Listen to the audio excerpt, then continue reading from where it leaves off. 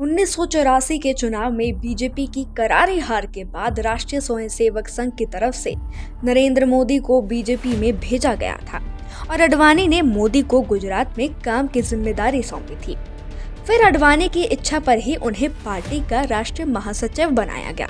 खुद लाल कृष्ण आडवाणी ने अपनी किताब माई कंट्री माई लाइफ में लिखा है कि जिन दो बड़े मुद्दों पर वाजपेयी और मुझ में एक राय नहीं थी, उसमें सबसे पहला अयोध्या का मुद्दा था, जिस पर आखिर में वाजपेयी ने पार्टी की राय को माना, और दूसरा मामला था गुजरात दंगों पर नरेंद्र मोदी के इस्तीफे की मांग।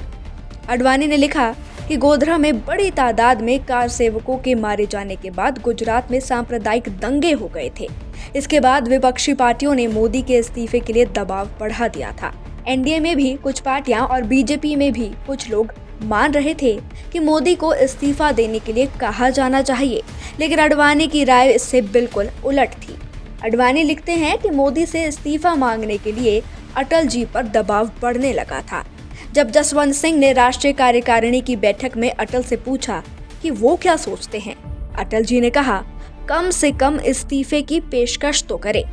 जिस पर आडवाणी ने कहा कि अगर उनके इस्तीफे से गुजरात के हालात में कुछ सुधार होता है तो उनसे इस्तीफा मांगा जाए, लेकिन मुझे नहीं लगता है कि इनमें कुछ बदलाव होगा। आडवाणी ने पूरे घटनाक्रम का जिक्र किया है और लिखा है कि जब मैंने मोदी से बात की कि उन्हें इस्तीफा देने का प्रस्ताव रखना चाहिए और वो तुरंत मेरी बात मान गए, और जब मोदी ने इस्तीफा देने की बात कही तब सभागार में इस्तीफा मत दो की आवाज गूंजने लगी, और इस तरह इस मुद्दे पर पार्टी के भीतर जारी बहस का अंत हो गया। 1984 के चुनाव में बीजेपी की करारी हार के बाद राष्ट्रीय स्वयंसेवक संघ की तरफ से नरेंद्र मोदी को बीजेपी में भेजा गया था और आडवाणी ने मोदी को गुजरात में काम की जिम्मेदारी सौंपी थी। फिर आडवाणी की इच्छा पर ही उन्हें पार्टी का राष्ट्रीय महासचिव बनाया गया। खुद लाल कृष्ण आडवाणी ने अपनी किताब माई कंट्री माई लाइफ में लिखा है कि जिन दो बड़े मुद्दों पर वाजपेयी और मुझ में एक राय नहीं थी, उसमें सबसे पहला अयोध्या का मुद्दा था, जिस पर आखिर में वाजपेयी ने पार्टी की राय को माना, और दूसरा मामला था गुजरात दंगों पर नरेंद्र मोदी के इस्तीफे की मांग।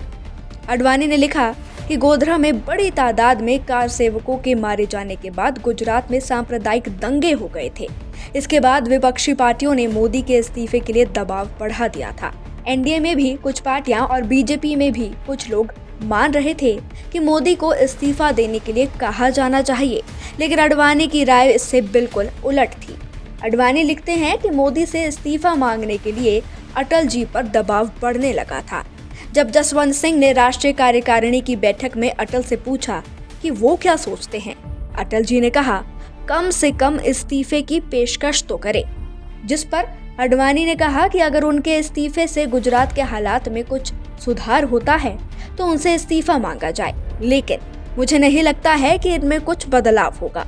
आडवाणी ने पूरे घटनाक्रम का जिक्र किया है और लिखा है कि जब मैंने मोदी से बात की कि उन्हें इस्तीफा देने का प्रस्ताव रखना चाहिए,